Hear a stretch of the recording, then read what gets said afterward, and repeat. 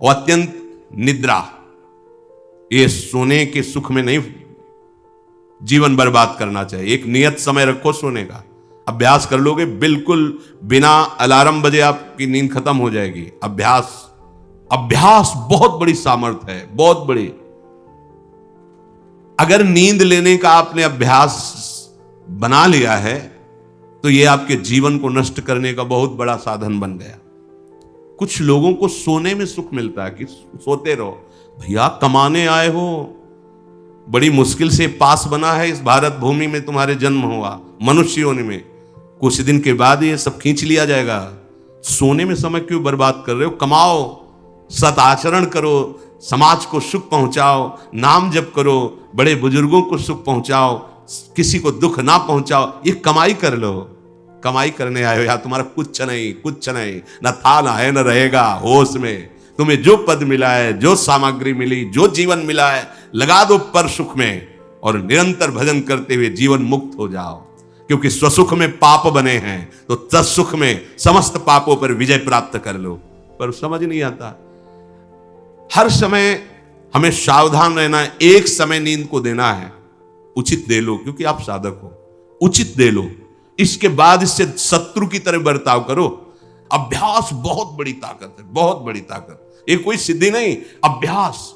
आपने यदि अभ्यास किया है, नींद का आदर किया है, तो आप ऐसे भी हैं। साधकों के सामने ही बताया था उन्होंने कि मुझे बस भोजन पवा दो तो मैं सो जाऊंगा, फिर भोजन पाऊंगा, फिर सो जाऊंगा। मेरा अभ्यास इतना दृढ़ है। वह धन्य है आपका जीवन जो ऐसा अभ्यास सिद्ध कर लिया है। अरे बर्बाद करने के लिए सोना थोड़ी है। तो यहां कह रहे हैं अति निद्रा, उचित निद्रा आवश्यक है। जब तक शरीर भाव में साधना हो रही तो जरूरी है। और ईर्ष्या, दूसरे की बढ़ोतरी देखकर जो ईर्ष्या होती है, जो जलन होती है, ये उपासक को उपासना में बढ़ने नहीं देती। इसको संभालिए। एक ही उपाय है, जिस पे ईर्ष्या हो भगवत भाव कर लो। प्रभु मैं आपको जान नहीं पा रहा हूं, फिर भी मेरे अंदर में आपके प्रति, आपके ही प्रति है, क्योंकि आप ही हैं ना। प्रभु मेरा सुधार कर दो। बहुत जल्दी सुधार हो जाएगा। मोह, भले परिवार में रह रहे हो, पर इतनी तो बात समझ लो, ना वो तुम्हारे हैं ना तुम उनके हो। ये तुम्हें समझ में भले ना हो, पर डाल लो।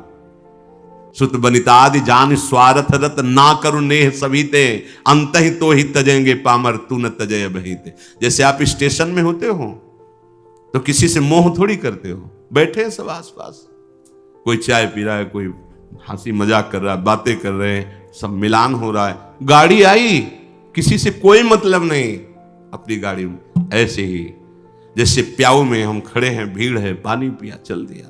ऐसे ही आपको समय मिला है 70 वर्ष, 80 वर्ष, 100 वर्ष, उन जनों के बीच में रहकर अपनी गाड़ी का इंतजार करो और भगवत प्राप्ति करके अपने परम धाम जाओ। पर अगर नहीं समझ पाए तो ये माया ऐसा लगती, मेरा पुत्र, मेरी पत्नी, मेरा परिवार, मैं, पूरा समय चला जाता है। फिर जिनको तुमने मैं करके अब वो अंतिम समय दिखाई देता है, कोई अपना नहीं, कोई अपना नहीं। अभी मतलब आप तो अपने ही घेरे में हैं। जैसे अपने लोग भ्रमण किए तो देखा है, रो रहे हैं, उनके परिवार वाले उनसे बात भी नहीं करते। अवस्था ऐसी है कि डंडा के सहारे 2-4 कदम चल सकते हैं। वस्त्र मल से कौन साफ करे उनका। ऐसी, ये नहीं कि वो किसी एक की बात हो। इस स्वार्थी संसार कोई किसी का नहीं। तो हम ये नहीं कहते कि भाग जाओ, हम ये कहते उन्हीं के बीच में रहकर उनके हृदय में विराजमान प्रभु से अनुराग करो, ना कि देह से। देह एक सीमित समय वाला है, तुम्हारा भी और उनका भी छूटेगा। भगवत भाव करके खूब प्रेम करो, खूब सेवा सबकी करो। भगवत भाव विहीन आसक्ति तुम्हारे पतन का कारण बन जाएगी, जिसे मोह कहते हैं। मोह सकल व्याधिन कर मूला, ये मूल है, ये बहुत दुख देने वाला है।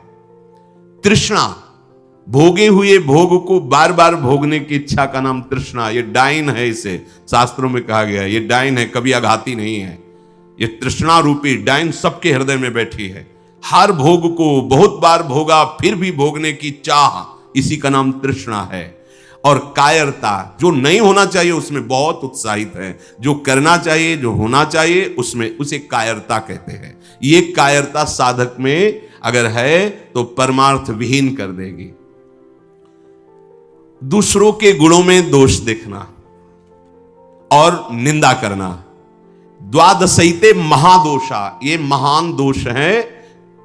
धृतराष्ट्र जी से कह रहे सनत सुजात जी, इन्हीं दोषों के कारण हृदय में बैठे हुए भगवान का साक्षात्कार नहीं होता। ये प्राणों का नाश करने वाले, ये प्रज्ञा का नाश करने वाले, ज्ञान नेत्रों को ये ढक देने वाले दोष हैं। शोक, क्रोध, लोभ, काम, मान, अत्यंत निद्रा, ईर्ष्या, मोह, तृष्णा, कायरता, गुणों में दोष देखना और निंदा करना, ये 12 महान दोष साधक की साधना का नाश करने वाले हैं। भगवत अनुभव इन्हीं के कारण नहीं हो पाता। भगवान हृदय में है पर हमें अनुभव क्यों नहीं होता? इन 12 दोषों के कारण। राजेंद्र, जो लोलुप पुरुष, क्रूर कर्म करने वाला, कठोर वाणी बोलने वाला, कृपण स्वभाव वाला, मन ही मन दूसरों के प्रति जलने वाला और अपनी प्रशंसा करने वाला है, वो निश्चय ही भगवत मार्ग में नहीं चल पाता है, भगवत मार्ग का वर्ण नहीं कर पाता है।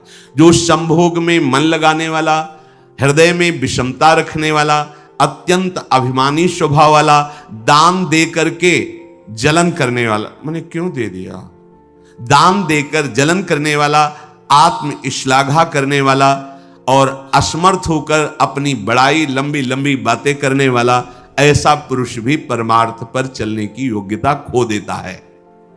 सच्ची हो या झूठी, निंदा करनी ही नहीं है। सद वा परिवादो ब्रह्मणस्य न सस्यते नरक प्रतिष्ठास्ते वही शूर एवं कुर्वते जनाहा। बोले इसमें क्या, मैंने देखा ऐसा ऐसा ऐसा। तो शास्त्र कह रहा है कि तुम देखो भगवान को, सर्वम खलमिदम ब्रह्म ने नानास्ति किंचित, देखा तुमने, सत्य वस्तु को तो देखा नहीं। तो कह रहे सद वा परिवादो, झूठी हो या सच्ची, किसी की भी निंदा नहीं करनी। बोले हम तो सत्य बोलेंगे, तो सत्य को जाना तुम, सत्य एक है, सच्चिदानंद में है, उसको जाना। अगर उसको नहीं जाना तो तुम झूठे तो हो ही, तो तुम्हारी हर बात झूठी है। बोले नहीं, हम सत्य बोलते हैं, हमने जो देखा। तुम क्या देखा? जो देखना चाहिए वो देख पाए, जो नहीं देखना चाहिए वो देख पाए, तो तुम तो झूठा देख रहे हो, झूठा बोल रहे हो। सद वा परिवादो, बात सच्ची हो या झूठी, यदि वो किसी की निंदा है तो नहीं करना है। अगर करते हो तो नरक प्रतिष्ठास्ते वही स्यूर एवं कुर्वते जनाहा, निश्चित उससे नरक की प्राप्ति होती। ये सनत सुजात जी महापुरुष बोल रहे हैं, जो बहुत बकवाद करने वाला है, दूसरों के दोषों का वर्णन करने वाला है और धन का दुरुपयोग करने वाला है, प्राणियों को कष्ट पहुंचाने वाला है। ऐसे आचरण वालों को देख करके प्रणाम मन से करके दूरी बनाओ, इनका संग नहीं करना चाहिए। इसलिए वो धन्य है जो सब प्रकार की कुचेष्टाओं का त्याग करके एकांत मन से भगवान श्री हरि की उपासना करते हैं। ना किसी से स्तुति, ना किसी से निंदा, ना किसी से राग, ना किसी से द्वेष। वो महापुरुष बालवत हो जाते हैं, बालवत, निर्विकार, ब्रह्म का साक्षात्कार करके बालवत चेष्टा के द्वारा जीवन व्यतीत करते हैं।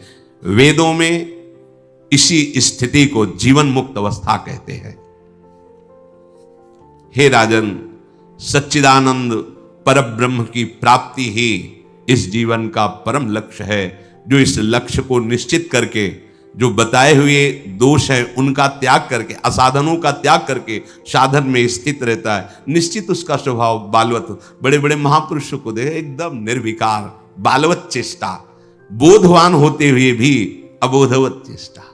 जैसे बच्चा, न किसी से राग, न किसी से द्वेष, खेल रहे स्वभाव। जीवन मुक्त महापुरुष कर्ता और भोक्ता भाव से रहित होते हैं, कोई भी दोष उनका स्पर्श नहीं करता, वो जगत मंगल करते हैं। वही स्थिति अपने को प्राप्त करने का समय दिया गया है।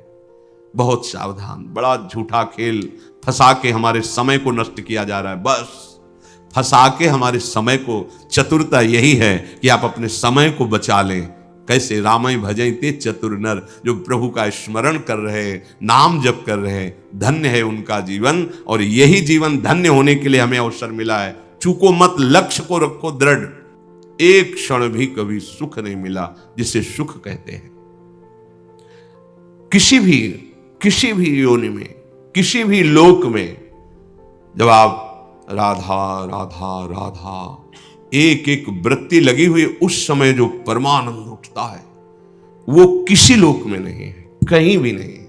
विश्वास कीजिए, केवल भटकना है, केवल समय बर्बाद करना है, केवल निराशा हाथ लगनी है।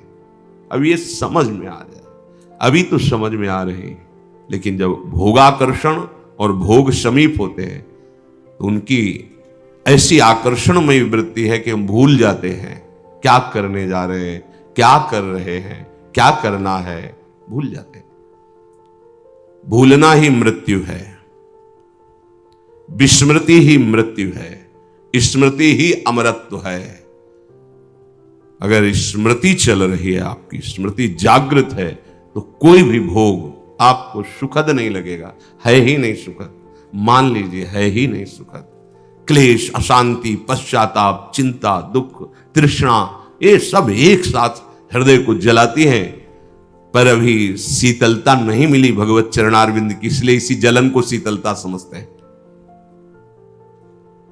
जब गांव में गुड़ बनाया जाता है तो उसके ऊपर फेन निकलता है, उसको जब बच्चे चाटते हैं ना तो आनंदित होकर नाचते हैं, मीठा है, अच्छा है।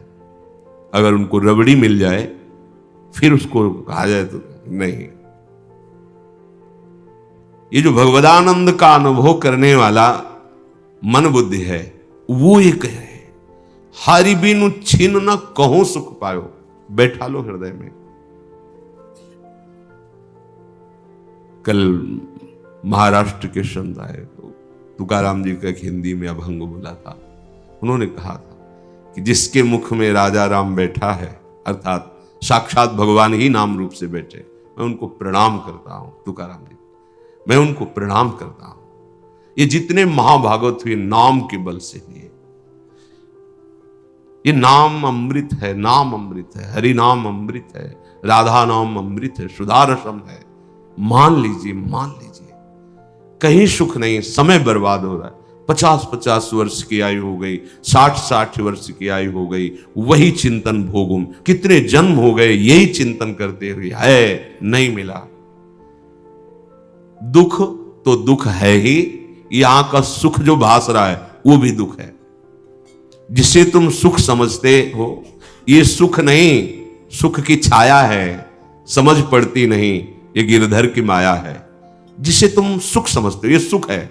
जैसे अपनी वृत्तियां कहां जा रही हैं? शरीर में सुख, शरीर संबंधियों में सुख, शरीर भोगों में सुख, धन में सुख, मान में सुख। मान में सुख है, प्रतिष्ठा में सुख है।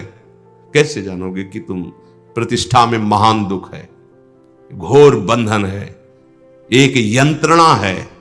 अगर इसकी चाहत है तो एक यंत्र, जैसे नरक यंत्रणा, ऐसे एक यंत्रणा है, एक दुख है, आपकी स्वतंत्रता का नाश। स्वच्छंद रूप से आप नहीं, ये आप इसको सुख समझते हैं। अगर इसकी चाह है तो घोर दुखद बात है। एकमात्र भगवदानंद में ये बहिर्मुख करने वाली वृत्ति, मान प्रतिष्ठा का सुख, ये भयानक दुख है। समझ में नहीं। सम्मानम कलयाति घोर गरलम, समझ में नहीं आ रहा। प्रतिष्ठा सुकरी विष्ठा, गौरवम घोर रौरवम, ये उन महापुरुषों के वचन है जो उस आनंद का अनुभव। हम कह रहे यहां का दुख तो दुख है ही, यहां जो तुम सुख मान रहे हो वो भी घोर दुख है। यहां की संपत्ति विपत्ति है। जिनके पास बहुत वैभव, चैन से नींद नहीं आती। अब उतनी स्थिति से नीचे वो जी नहीं सकते। ऊपर की आकांक्षा है और ऐश्वर्य बढ़े, कोई विश्वासघात न कर दे। कई तरह की चिंताएं, भय उनके हृदय में। मुझे जाना है यहां से, भगवत प्राप्ति करनी है, भगवान नाम जपना है, इसकी सुध भी नहीं है, शुद्ध भी नहीं है। यहां की संपत्ति घोर विपत्ति ही है। अच्छा, कितना भी एकत्रित कर लो, जाओगे तो पास कुछ नहीं, क्या फायदा। विदेश में है, खूब बटोर लो सोना, खूब रुपया बटोर लो, लेकिन जब तुम अपने देश को चलोगे तो सब छीन लिया जाएगा। बोलो फायदा क्या हुआ पूरे जीवन मेहनत करने की। ठीक यहां ऐसे ही है, रहना नहीं देश बिराना है, संतों ने गाया। जाना है यहां से, जाना है। ये संपत्ति भी विपत्ति है। कैसे विपत्ति है? विपत्ति का स्वरूप क्या होता है? भगवत विस्मरण। का हनुमंत विपत्ति प्रभु सोई, जब तो सुमिरन भजन न होई। जिसके दिमाग में संपत्ति का महत्व बैठ जाता है भगवत स्मरण परायण हो ही नहीं सकता, नहीं हो सकता। ये संपत्ति का चिंतन, धन का चिंतन रजोगुण की वृद्धि करके उससे काम आदि दोषों में, वासनाओं में फंसा देता है। ये बड़ा सूक्ष्म विषय है। यहां का दुख तो दुख है ही, यहां का सुख भी दुख है। यहां की संपत्ति विपत्ति है। जितनी भी भोग सामग्रियां हैं ये सब सत्य वस्तु से विचलित कर देने वाली हैं। स्वर्ग नर्क सब घूम करके आया हूं, हरिराम व्यास जी कह रहे, ये सब देखा है। ये कब अनुभव होता है? जब भगवदानंद की स्थिति होती है ना, पूरा जन्म जन्मांतरों का अनुभव होता है। पिछले जन्म में क्या थे, क्या क्या कर्म हुए, क्या कैसा, सब वो दृष्टा सब कुछ देख लेता है। तभी घोर वैराग्य, दृढ़ स्थिति, प्रभाव नहीं नहीं नहीं, बहुत कृपा से ऐसी ऊंचाई पर आ गए जहां इन द्वंद्वों का प्रवेश नहीं, तो आप फिसलना नहीं, नहीं अब चूक नहीं, हर समय सावधान, सेवा सुमिरन सावधान, हर समय सावधान। एक सेकंड के लिए भी किसी इंद्रिय को छूट नहीं, धोखा पैदा कर देगी, भ्रम पैदा कर देगी, फिर पश्चाताप होगा। लोक चतुर्दश बहुविधि भटक्यो, स्वार्थ लगी मैं हरि बिसरायो। 14 भुवनों में स्मृति जागृत है, जो भगवत साक्षात्कार करने की स्थिति है, उसमें ऐसी स्मृति सब दिखे। जैसे काकभूषण जी कह रहे, मुझे सब कल्पों का याद है। जिस समय अंतिम समय होता है जीव का, या जिस समय गर्भ में होता है, दोनों स्थितियों में, गर्भ में उसे बहुत जन्मों की याद आती है, तो वो व्याकुल हो जाता है। ऐसे ऐसे कर्म उनके परिणाम से इस गर्भ में, एक बार प्रभु, एक बार मुझे निकाल दो, मैं जाकर के मानव देह में ऐसे सत्कर्म करूंगा, ऐसा भजन करूंगा कि दोबारा मां के गर्भ में ना आना पड़े। जब अंतिम समय होता है तो जितने इस जन्म में दुष्कर्म या सत्कर्म के सब सामने घेर लेते हैं। बहुत जन्मों के कर्म संस्कार छा जाते हैं, और जो उसको योनि मिलनी होती है वही चित्त अटक जाता है। आगे बहुत सावधान, बहुत सावधान। कह रहे हरिराम व्यास जी, 14 लोकों में घूम कर, मेरी स्मृति इस समय जागृत, 14 लोकों में घूमा हूं, हर जगह सुख भोग की लालसा में हरि का विस्मरण ही होता रहा। हरि का स्मरण कब होता है अखंड? जब लौकिक सुखों की, भोगों की चाह खत्म हो जाती है। होगी कैसे? भगवान नाम जप से। हरि का विस्मरण कब होता है? जब किसी भी भोग में महत्व करके भोग रहे होगे, उस समय हरि, और अगर हरि स्मरण है तो उसमें सुख नहीं मिल सकता, क्योंकि सत्य प्रकाश तुम्हारे साथ है। इसीलिए बड़े भाग्यशाली जन हैं जो रात दिन नाम का पहरा बैठा लिए हैं। रात दिन नाम, उठे बैठे, चले फिरे, खाए पिए, सब क्रियाएं हो रही, और भगवत स्मरण परायण, बड़े महत भाग्यशाली। ये जो लोग कहते हैं ना, अरे नाम में रुचि नहीं हो रही, नाम चल नहीं रहा, भाई सिद्ध तो नहीं हो गए ना। रुचि तो भोगों में है, अब नाम अरुचि पैदा करेगा भोगों में, फिर नाम में जब रुचि आएगी तो नामी का रूप झलकेगा। धैर्य पूर्वक जपिए।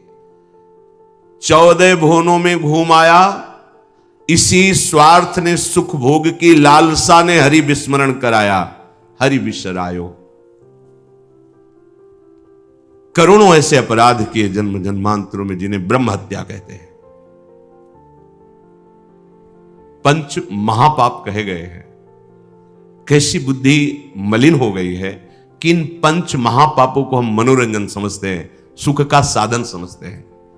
मदिरा पीना, पर स्त्री गमन करना, द्वित कीड़ा, हिंसा, स्वर्ण चोरी, ये 5 महापाप है। बोले हम तो हिंसा नहीं करते। अगर मांस खाते हो तो हिंसक ही हो, वही दंड मिलेगा जो हिंसा करने वाले को मिला है। वैसे जैसे कोई गौ हत्या करता है और आप मांस खाते हैं, तो बिल्कुल वही हत्या आपको प्रताड़ित करेगी, आपको जलाएगी, आपका नाश करेगी।